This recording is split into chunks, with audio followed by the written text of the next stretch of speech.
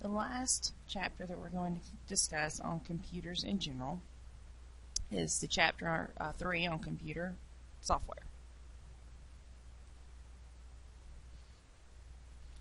The learning objectives be explaining an operating system, identifying operating systems for PCs, identifying operating systems for mobile and large computers, describing common types of application software, describing application software used for businesses, describing application software used for working with multimedia, and describing other types of application software.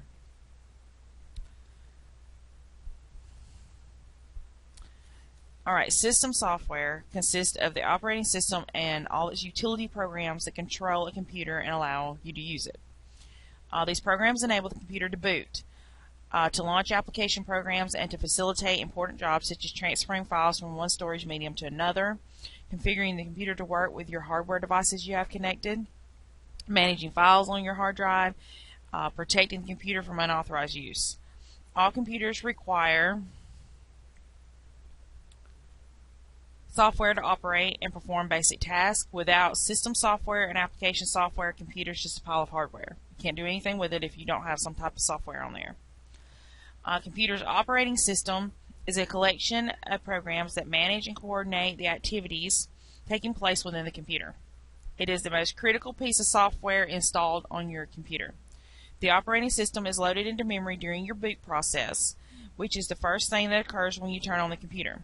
The operating system then completes the boot process, provides access to application software, and ensures that all applications requested by a user are valid and processed in an orderly fashion. The user interface that it mentions here, it means the means by which an operating system and other programs interacts with the user. How you interact with Word or Adobe or your calendar or Outlook is through your user interface. And this just shows a little diagram. In general, the operating system serves as your intermediary between your user and your computer, as well as being between the application and the computer's hardware. Without an operating system, no other program can run and the computer cannot function. Many tasks performed by the operating system go unnoticed by the user because it's operating in the background, allowing you to still do what you need to do on the interface that you see. A principal role of every operating system is to translate all user instructions into forms that the computer understands. It also translates any feedback from hardware, such as a signal that the printer has run out of paper or that the new hardware device has been connected to the computer, into a form that the user can understand. The means by which an operating system or any other program interacts with the user, again, is the user interface. During the boot process, the essential portion of the core of the operating system, called the kernel, is loaded into memory. The kernel remains in memory while the computer is on, so that it's always available, and other parts of the operating system are retrieved from the hard drive and loaded into memory as needed. Alright. The operating system also configures all devices connected to your computer. Small programs called device drivers, or simply drivers, are used to communicate with peripheral devices such as monitors, printers, portable storage devices, and keyboards. Most operating systems include the drivers needed for the most common peripheral devices. In addition, drivers often come packaged on a CD with your peripheral device or can be downloaded from the manufacturer's website. And then another important task of the operating system is file management, which involves keeping track of all the files stored on the computer so that they can be retrieved when needed.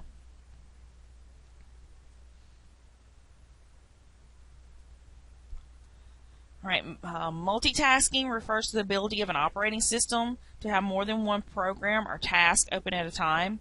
For example, multitasking allows you to edit a spreadsheet in one window while loading a web page in another, or to retrieve new email messages in one window while a word processing document is open in another window. That's what multitasking is. Okay, a thread is a sequence of instructions within a program that is independent of other threads. Operating systems that support multi-threading can rotate between multiple threads so that processing is completed faster and more efficiently, even though only one thread is executed by a single core at a time. If a computer has 2 or more CPUs or cores, techniques that perform operations simultaneously are possible. Multiprocessing and parallel processing are both techniques that use multiple processors or cores that work together to perform tasks more efficiently. With multiprocessing, each CPU or core is typically working on a different job at the same time. So with threading, you rotate between your tasks. It can flip between tasks on different threads. With multiprocessing or parallel processing, you can have 2 things going at the same time. It doesn't have to rotate between the 2. You can have 2 processes running on different cores.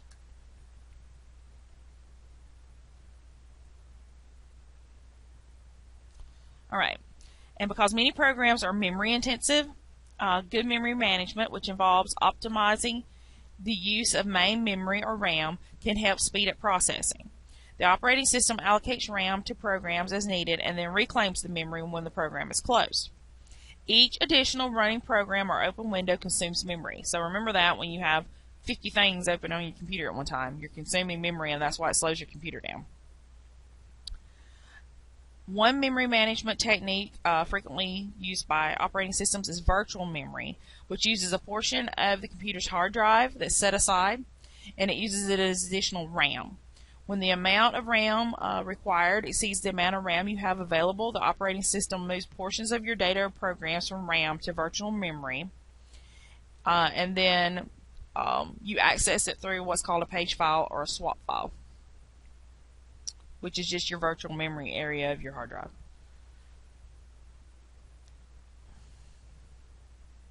Some input and output devices are exceedingly slow compared to your CPU.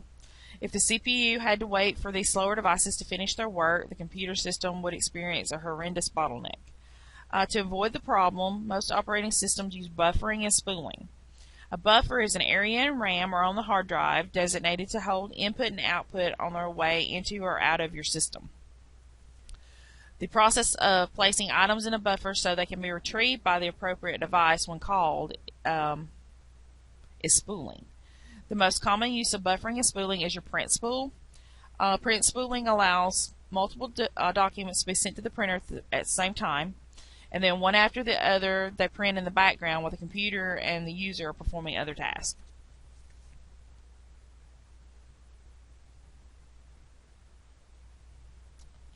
All right. Different types of operating systems are available to meet different needs. Some of the major distinctions among operating systems include the type of user interface, or GUI, that is utilized, whether the operating system is targeted for personal or network use, and what type of processing the operating system is designed for.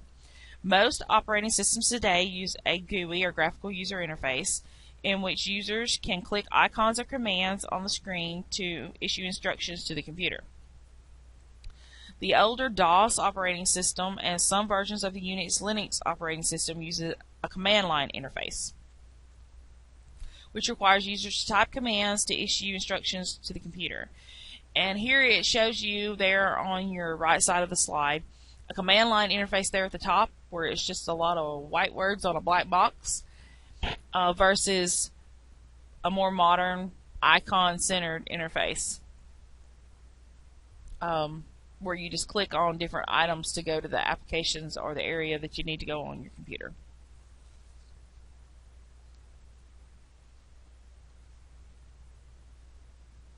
Alright, operating systems used with personal computers are typically referred to as personal operating systems or desktop operating systems, and they are designed to be installed on a single computer. In contrast, server operating systems, also called network operating systems, are designed to be installed on a network server to grant multiple users access to a network and its resources. Mobile operating systems are designed to be used with mobile phones and other mobile devices, and embedded operating systems are built into cash registers, cars, consumer electronics, and other devices.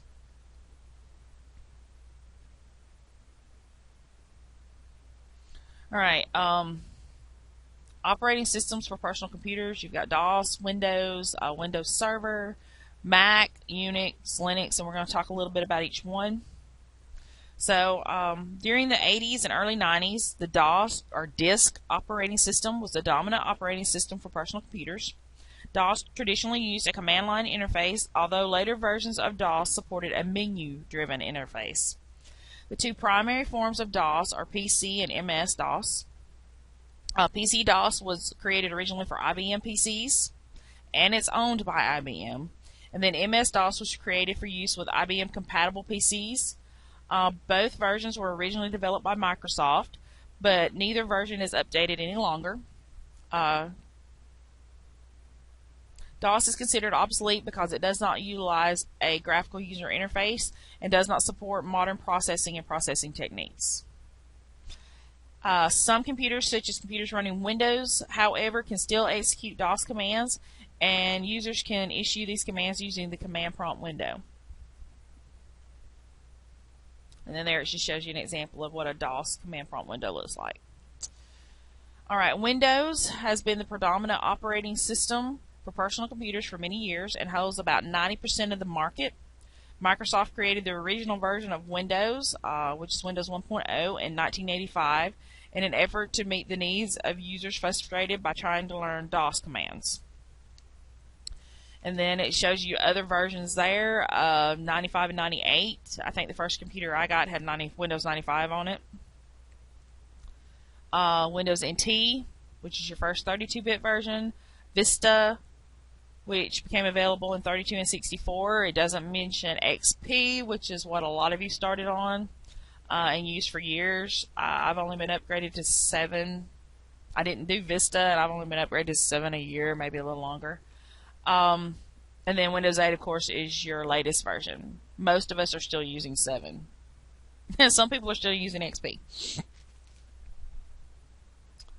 Windows Server is a version of Windows designed for server use. 2008 Server includes Internet Information Services 7.0, which is a powerful web platform for web applications and web services. Built-in virtualization techniques, a variety of security tools and enhancements, streamlined configuration and management tools. Windows Home Server is pre-installed on home server devices and designed to provide services for a home network. Alright, Mac OS is the proprietary operating system for Mac computers made by Apple. It's based on the Unix operating system and set the original standard for graphical user interfaces. Many of today's operating systems follow the trend that Mac OS started, and in fact use GUIs that highly resemble the one with the Mac OS. And then of course the Mac OS X server is your server version of Mac. Unix was developed in the late 60s at the AT&T Bell Lab as an OS for mid-range servers. Unix is a multi-user, multitasking operating system. Computer systems ranging from personal computers to mainframes can run Unix, and it can support a variety of devices from different manufacturers. This flexibility gives Unix an advantage over competing operating systems in some situations. However, Unix is more expensive, requires a higher level of technical knowledge, and tends to be harder to install, maintain, and upgrade than most other commonly used operating systems. Which brings us to Linux. It's an operating system developed by Linus Torvalds in 1991 when he was a student at the University of Helsinki in Finland. Linux was developed independently from the university. Linux was released to the public as an open source software, which is a program that the program owners allow anyone to modify. Over the years, the number of Linux users has grown, and volunteer programmers from all over the world have collaborated to improve it, sharing their modified code with others over the internet. Although Linux originally used a command line interface, most recent versions of Linux programs uses a graphical user interface. Linux is widely available in free download via the internet. However, some companies have been permitted to customize Linux and sell it as a retail product. Commercial Linux distributions such as Red Hat and Novell come with maintenance and support materials, making the commercial version more attractive for corporate users. And just for the ones that are computer science majors, you do need to become familiar with using Linux. I know most of us have either used Mac or Windows or a combination of the two most of the time. You do need to learn Linux, especially if you want to do networking or IT side of computer science, because most servers run Linux. It's free, but that's not the reason. It's more stable than Windows. Windows, when they get all these upgrades, they shut your computer down to install all these upgrades and reboot multiple times and all that, and your server's down. People cannot access it. So if you're going to run a server for a web page or database or whatever, most people put them on Linux because Linux doesn't shut down like that. If you update it, you have to take the server down yourself and update it, which means that you have the option of replacing it with another computer until you get that one fixed, or however you want to do it, notifying people ahead of time that the server is going to be down for a certain length of time, kind of like Sneed does when their My Sneed's going to be down. When the banner system's going to be down, they notify you. They put a notice up that it's going to be down for maintenance reasons. So that's why people run Linux on a server. Alright, operating systems for mobile devices. Windows Phone is a version of Windows designed for mobile phones. Windows Embedded is a family of operating systems based on Windows that's designed primarily for consumer and industrial devices that are not personal computers, such as digital photo frames, GPS devices, ATMs, etc. Alright, Android is a Linux-based operating system developed by the Open Handset Alliance, a group that includes Google and more than 30 technology and mobile companies. It's a newer operating system. It was built from the ground up with current mobile capabilities in mind, which enables developers to create mobile applications that take full advantage of all the features a mobile device has to offer. It's open platform, so anyone can download and use it, although hardware manufacturers must adhere to certain specifications to make everything Android compatible. Alright, the mobile operating system designed for Apple is the iPhone, and the iPad and the iPod Touch is iOS. The operating system is based on Mac OS X. It's just made compatible with a smartphone or a tablet to support multi-touch input. It has hundreds of applications available via the App Store. Your BlackBerry operating system is designed for your BlackBerry devices. Supports multitasking, email, web browsing, music management, and that kind of thing. HP Web OS is a Linux-based mobile operating system developed for Palm mobile phones. And then the Symbian is a mobile operating system that's was widely used for a while, but has seen a lot of decline because of Nokia moving to Windows. Nokia now runs Windows 7. It's a Windows phone, so you don't see many Symbian OSs anymore. Alright, large computers, such as high-end servers, mainframes, and supercomputers, sometimes have operating systems designed specifically for their system. Larger computers may also use a customized operating system based on a conventional operating system. Alright, application software includes all programs that allow you to perform specific tasks on a computer. Topics covered in this section's software categories: desktop versus mobile, install versus web based software. Your four basic categories of software is commercial, shareware, freeware, and public domain. The ownership rights of a software program specify the allowable use of the program. When you purchase a software program, you are not actually buying the software. Instead, you are acquiring a software license that permits you to use it. The license specifies the conditions under which the buyer can use the software, such as the number of computers it can be installed on, or whether or not it's for commercial use. I know many of you have gotten Microsoft Office Student version, and it will tell you, that you're not supposed to develop with it for corporate use. It's for learning purposes only, for personal use at home, personal letters, or educational purposes. All right. So, commercial software includes any software program that is developed and sold for a profit. When you buy a commercial software program such as Microsoft Office or TurboTax, it typically comes with a single user license, which means you cannot legally make copies of the installation CD to give your friends, and you cannot legally install the software on their computers using your CD. You cannot even install the software on a second computer in your own home unless allowed by the license. I know the last time I bought a version of Microsoft Office Student and Home, you could put it on 3 PCs. The license would allow it to be installed on 3 computers in your home. But that is all part of your software licensing agreement that gives you the right to use the software. Alright, shareware programs are software programs that are distributed on the Honor System. Most shareware programs are available to try free of charge, but typically require a small fee if you choose to continue to use it. By paying the requested registration fee, you can use the program for as long as you want to use it and may be entitled to product support, updates, and other benefits.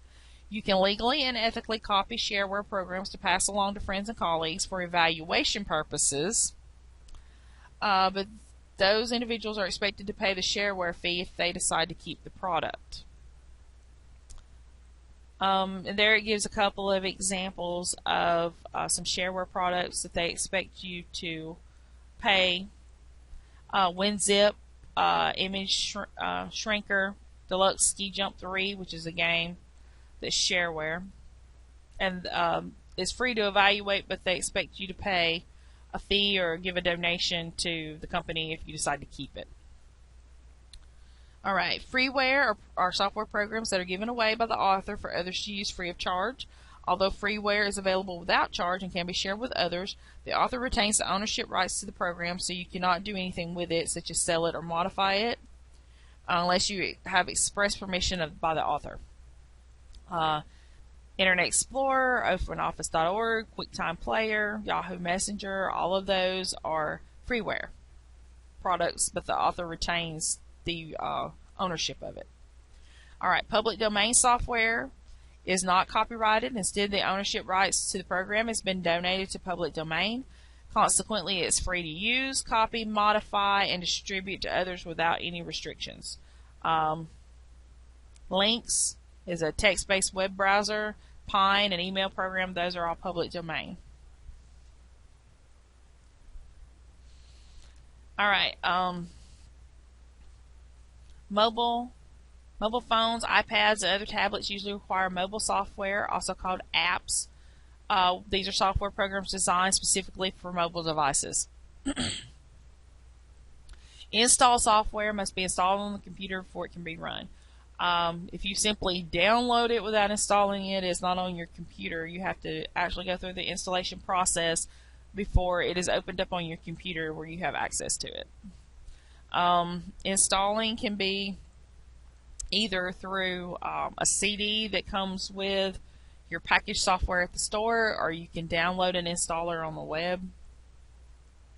Web-based software runs directly from the internet.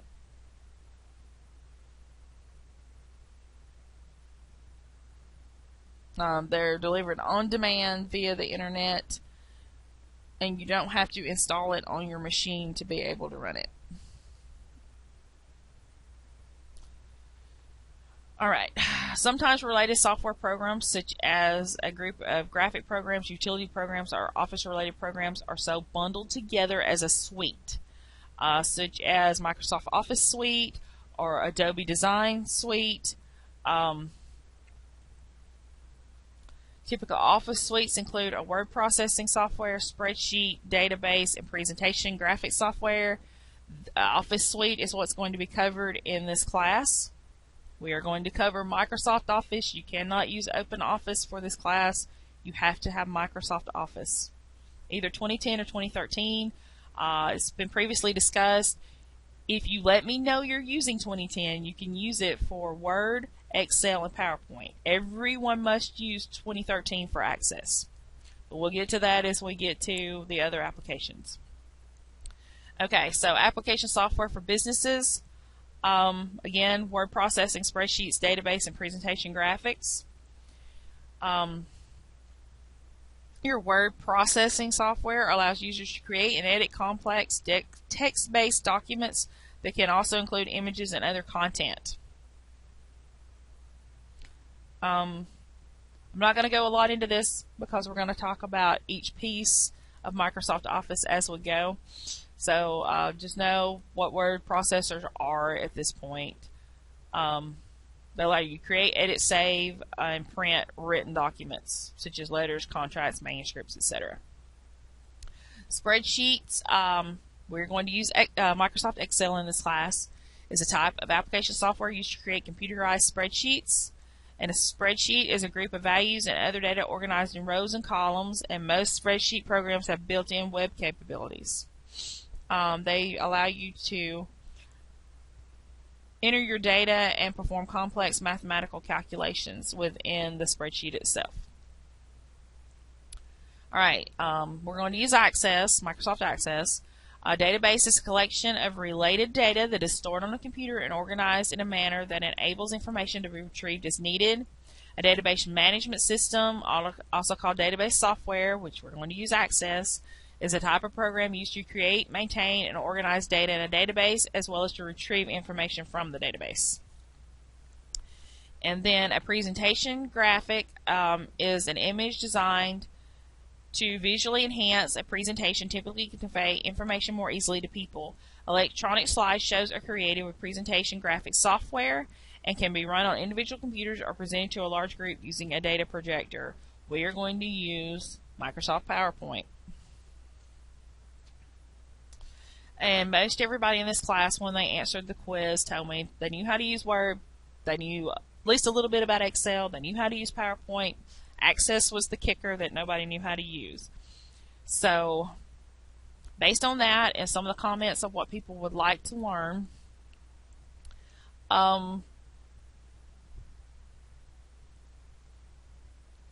Access is going to probably be the one that we'll do the least in.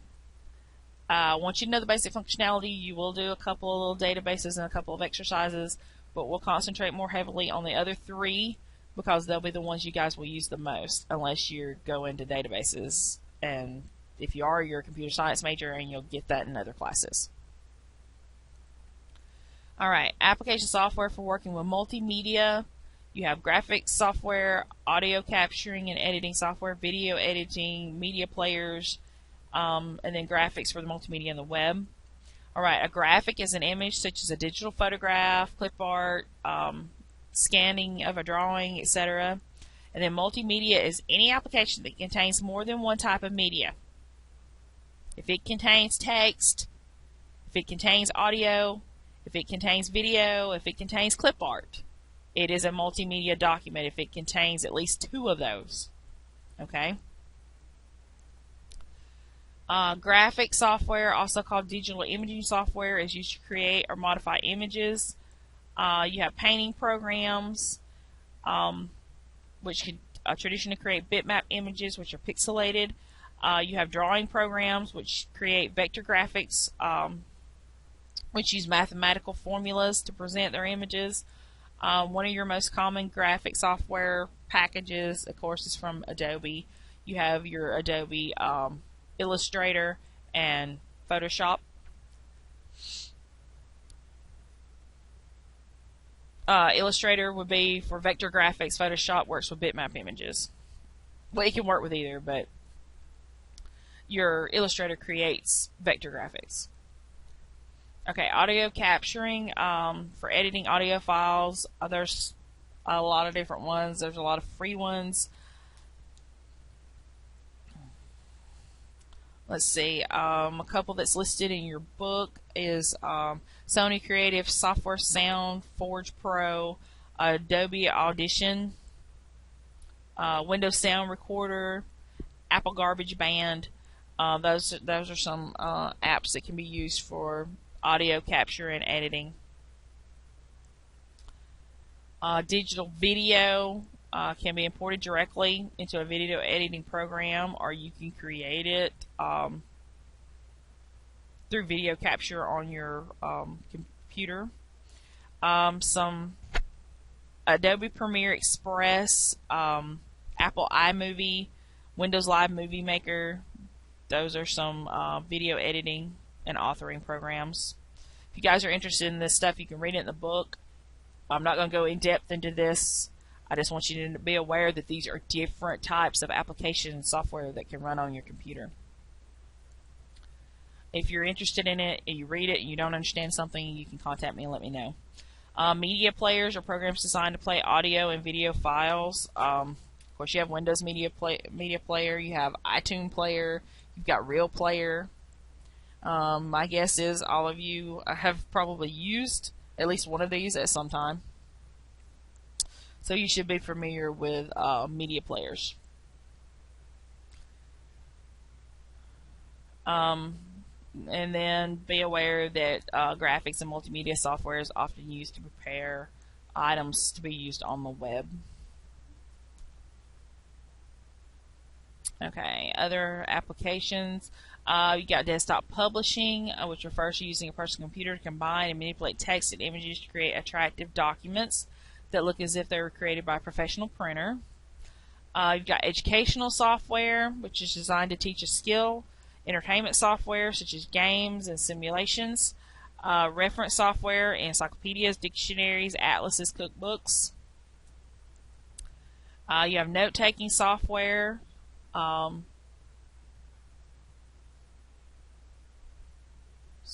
That many people use for class lectures or for meetings. Web notebooks are online versions of note-taking software programs. You have computer-aided design programs such as CAD. Software enables users to design objects on the computer. They can be used in the field of art, advertising, law, and architecture. Accounting software is used to automate common accounting activities. Personal finance software is commonly used at home by individuals to write checks and balance checking accounts. Project management software is used to plan, schedule, track, analyze your tasks involved with a project. Collaboration software is software that enables a group of individuals to work together through a web-based program. Remote access software enables individuals to access content of another computer through authorized access via the internet. File sending applications makes it easier to share large files. Okay, the point to that, you have operating system software and you have application software. Every computer has to have operating system software to run. You have to have Windows, Mac OS X, Linux, some type of operating system on your machine to be able for your machine to boot up and run and interact with the user and with the hardware devices of your computer. Your application software is software that runs via your computer and your operating system to allow you to do tasks, such as create a Word document or edit a picture in Photoshop or balance your checkbook. Okay, there's lots and lots and lots of different kinds of application software. If you guys get stuck on what software is and what software does, if you have any problems, any questions with this chapter, feel free to contact me via email. We'll get together and talk about it. Or I'll post something else that will help clarify it for everybody. So if you need any help, just let me know.